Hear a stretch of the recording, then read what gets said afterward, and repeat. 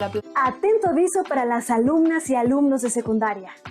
Los programas de regreso a clases Aprende en Casa 2, que verán a continuación, son de repaso de los aprendizajes del ciclo escolar anterior. Por ello verán que se les plantean algunas preguntas. No es necesario que las respondan, pero si les interesa contestar alguna de ellas, seguramente les ayudará a fortalecer sus aprendizajes. Recuerden también que cuentan con sus libros de texto para apoyar este repaso. Disfruten de la programación. Hoy caminamos por la calle. Si podemos, salimos del país tranquilamente. Votamos. Ejercemos una serie de derechos individuales que consagra nuestra Constitución. Estos derechos no existieron siempre. Los ganaron para el mundo la Revolución Francesa y hombres ilustrados como Rousseau, que pensaron, ¿por qué no somos los hombres iguales? Y justificaron el derecho a la igualdad. El ginebrino Juan Jacobo Rousseau defendía sobre todo el derecho a la libertad. El hombre ha nacido libre y, sin embargo, en todas partes se encuentra encadenado. Está obligado a obedecer y obedece. Hace bien, pero tan pronto como pueda sacudirse el yugo y se lo sacuda, hace mejor aún. Hay que distinguir bien la libertad natural, que no tiene más límites que las fuerzas del individuo, de la libertad civil, que está limitada por la voluntad general. Renunciar a la libertad es renunciar a la calidad del hombre. Tal renuncia es incompatible con la naturaleza humana.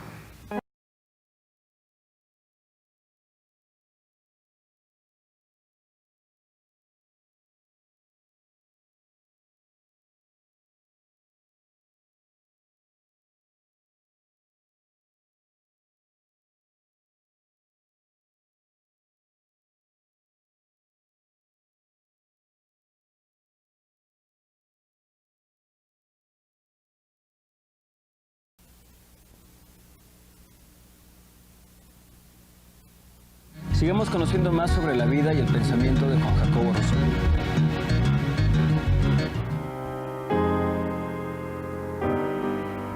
Este es San Ildefonso, otro lugar mexicano en donde surgieron nuevas ideas en la colonia.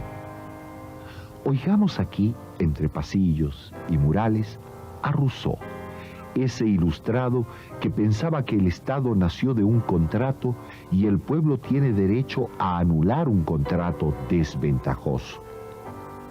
Oigámoslo hablar sobre el contrato social y la propiedad.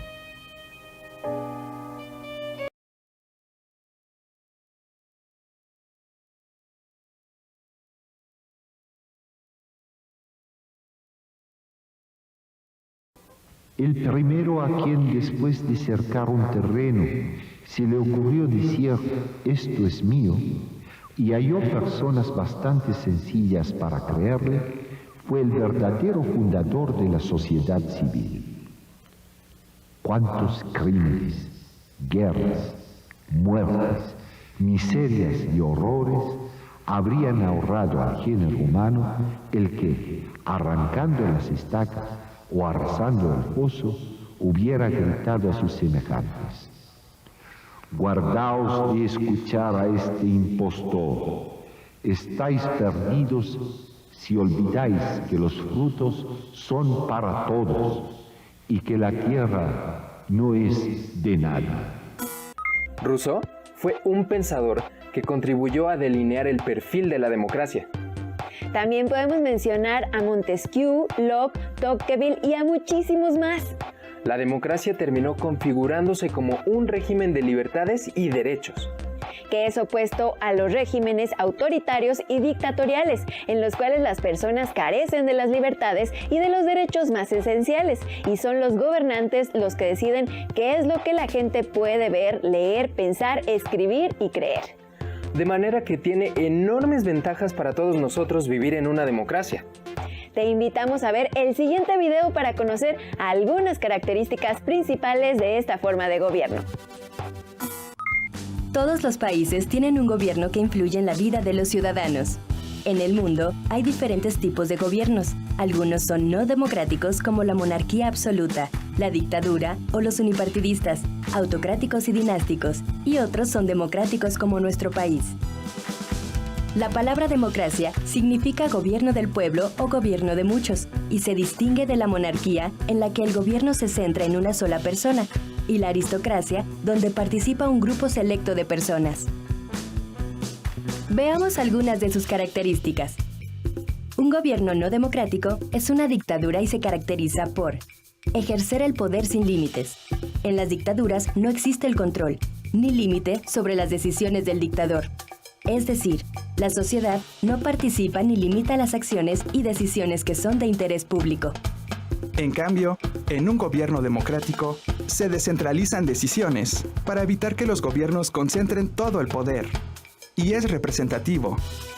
Esto significa que a través del voto libre y secreto se eligen a los representantes del gobierno, que se encargarán de tomar las decisiones cotidianas para que un país pueda funcionar. Además, es un derecho de los ciudadanos dar seguimiento a los gobernantes electos y opinar sobre su actuar. Mientras que un gobierno no democrático o dictadura, no hay leyes constitucionales. Es decir, en las dictaduras no existe la división de poderes, por lo que las leyes son propuestas por la figura de quien está al mando.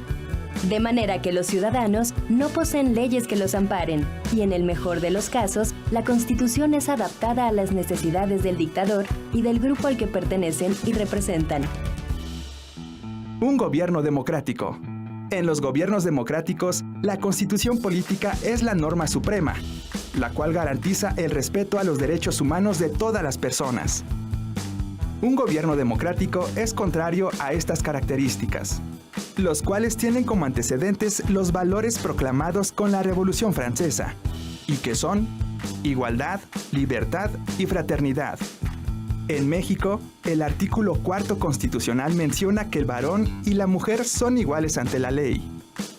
En los gobiernos no democráticos, los medios de comunicación, radio, internet y televisión son intervenidos para adoctrinar a la población y emitir mensajes sobre las características positivas del líder dictador al mando.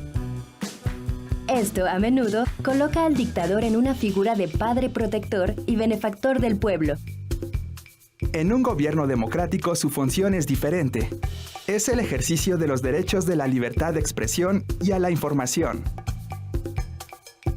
Otra característica más de un gobierno no democrático es el no reconocimiento a los derechos humanos de las personas.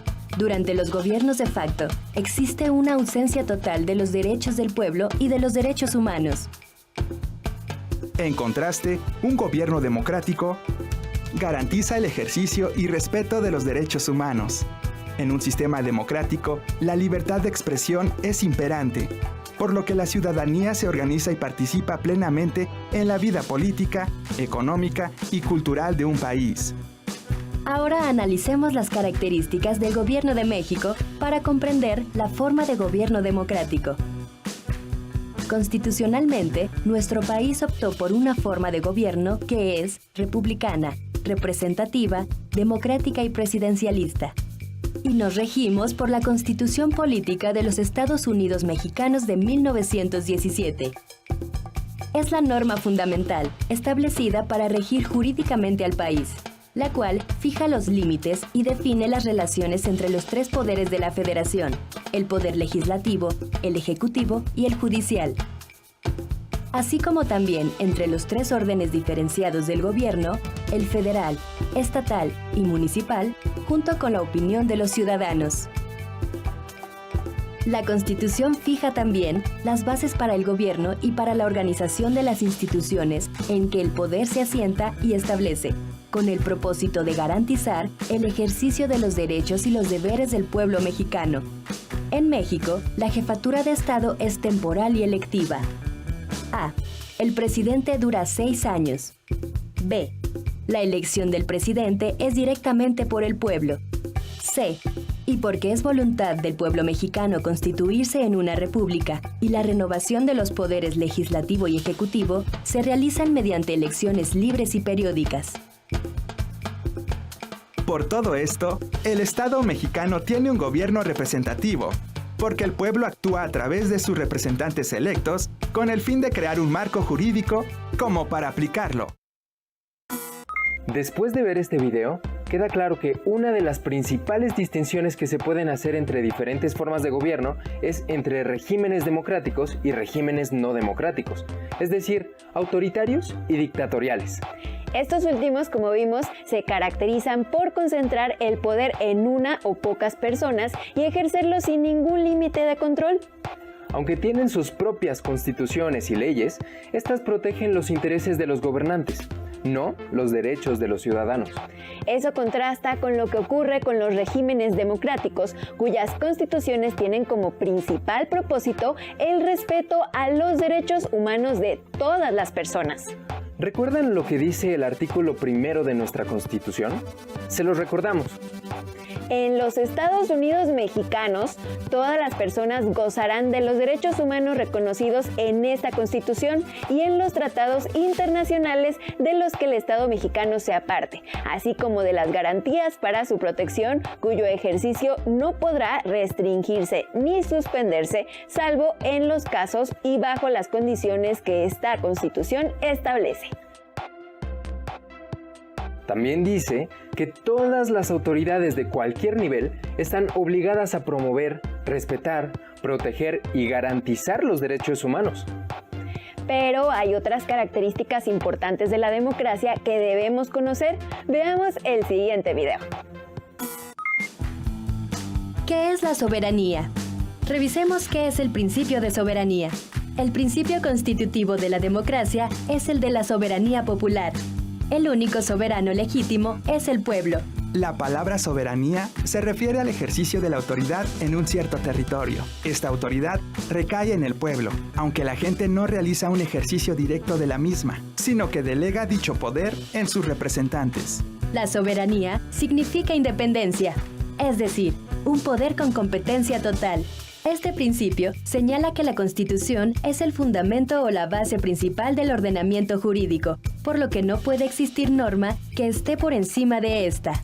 Un ejemplo sencillo que tenemos es el de las elecciones. En México se puso en práctica la soberanía popular en las elecciones celebradas el 1 de julio de 2018, a través del voto. Pero en las sociedades donde votan millones de personas, la elección de representantes y gobernantes no puede hacerse sin mediciones. Por eso la democracia moderna requiere de la formación de partidos políticos, de organizaciones voluntarias especializadas en la formación y de la postulación de candidatos a los puestos de elección popular. Las votaciones permiten elegir a representantes.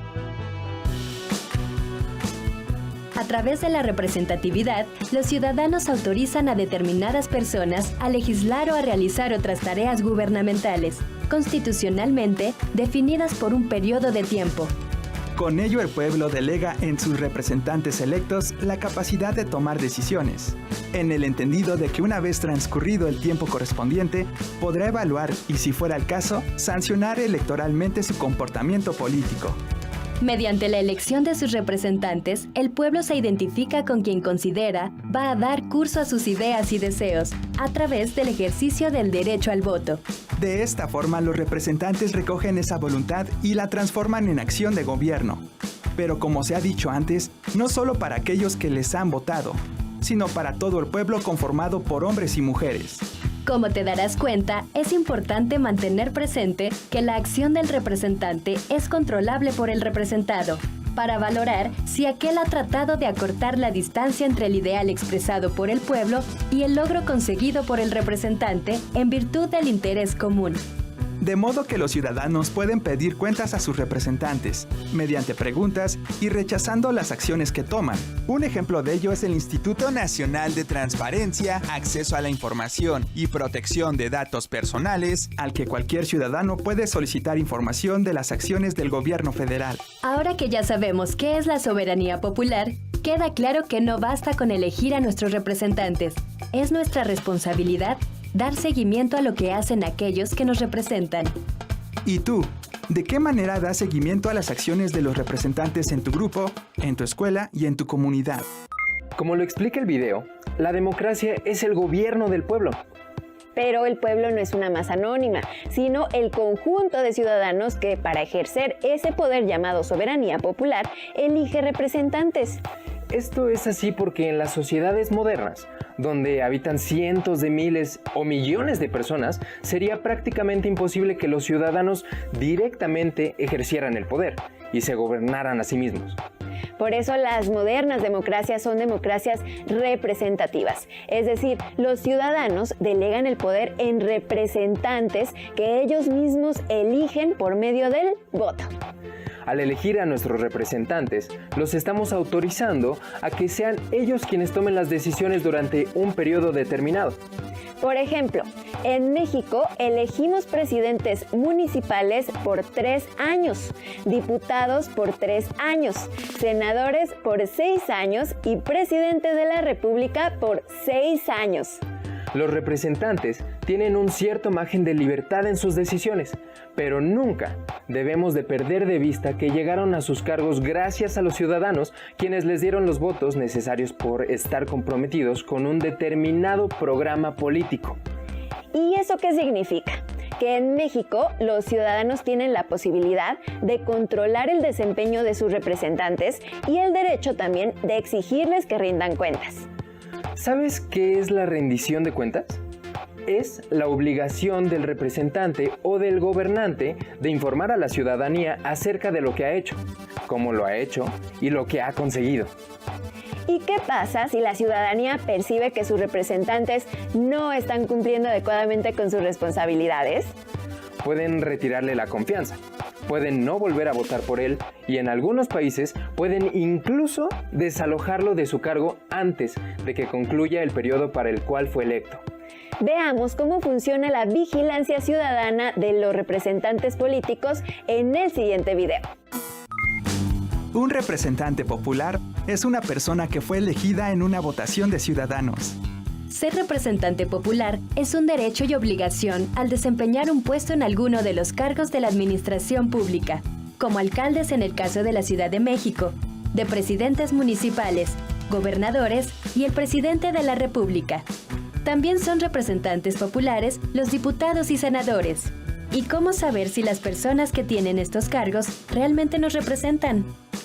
Las personas pueden decidir realizar diversas acciones en participación ciudadana, porque en la democracia la representación va de la mano con la participación. Sin los votos de los ciudadanos no habría representantes, pero la participación se extiende más allá de las elecciones. Participar implica comprometerse con otras personas para realizar acciones que beneficien al grupo al que se pertenece. La participación ciudadana permite dar seguimiento de las decisiones que toman los representantes para resolver los asuntos de la vida diaria de la sociedad. En las sociedades modernas, la participación de las personas es muy importante para ayudar a recordarle a los representantes sobre las razones por las que fueron electos. Es decir, que es la manera en que los ciudadanos se hacen escuchar y vigilan el poder que se les otorgó por medio del voto. Se puede elegir no participar, pero entonces se estará dejando en manos de los demás las decisiones que afectan a todos. Un caso que nos muestra cómo los ciudadanos pueden estar atentos y ser críticos hacia los representantes electos es el de Ángel Jacinto No, estudiante del 6º año de primaria en el estado de Quintana Roo. Ángel participó en el año 2017 en el 7º Parlamento Infantil de Quintana Roo, en el que las niñas y los niños ejercieron de diputados por un día. Además de estudiar, Ángel es un niño que trabaja en labores del campo al lado de su padre. Colabora con los quehaceres de su casa y cuida de su hermano menor. Ángel dio un discurso de 5 minutos en el que manifestó a políticos y gobernantes que el tema de la delincuencia en su estado es un insulto a la sociedad y preguntó: ¿qué están haciendo las autoridades? Tú, diputado, diputada, ¿qué haces que no legislas para ponerlo tras las rejas? Reclamó que si algún otro ciudadano hubiera robado una gallina para comer, ya le hubieran sentenciado por 10 años de prisión. Si alguno de los aquí presentes hubiera robado una gallina para alimentar a su familia, ya le hubieran dictado sentencia por 10 años de prisión. Algunas estrategias que niños y jóvenes pueden realizar para participar en acciones de su comunidad son: en su casa, organizarse para separar los desechos. Incluso cada familiar podría informarse sobre el daño al ambiente que causan materiales como el plástico y el unicel y platicarlo con los demás. Formar en la escuela un comité de seguridad en el que se dé información que contribuya a la prevención de la violencia y cómo esta afecta a la comunidad escolar. Informarse sobre temas que les interesan en diferentes medios confiables como Internet, radio, televisión y periódicos para que se vayan formando sus propias opiniones y lo dialoguen con sus compañeros, maestros y con las autoridades de su escuela. Investigar sobre las instituciones que les puedan ser de utilidad, como por ejemplo la Secretaría de Salud, Planificatel, el Instituto Mexicano de la Juventud y otras organizaciones de la sociedad civil como el GIRE, Grupo de Información y Reproducción Elegida. En la casa y en la escuela, los jóvenes se van preparando para ser ciudadanos, al participar en actividades para el bienestar tanto de la familia como de los compañeros y amigos. Se aprende que la participación es importante y que requiere de compromiso y responsabilidad. ¿Y tú? ¿De qué manera participas y te comprometes en tu familia y en tu escuela? ¿Por qué crees que es importante participar?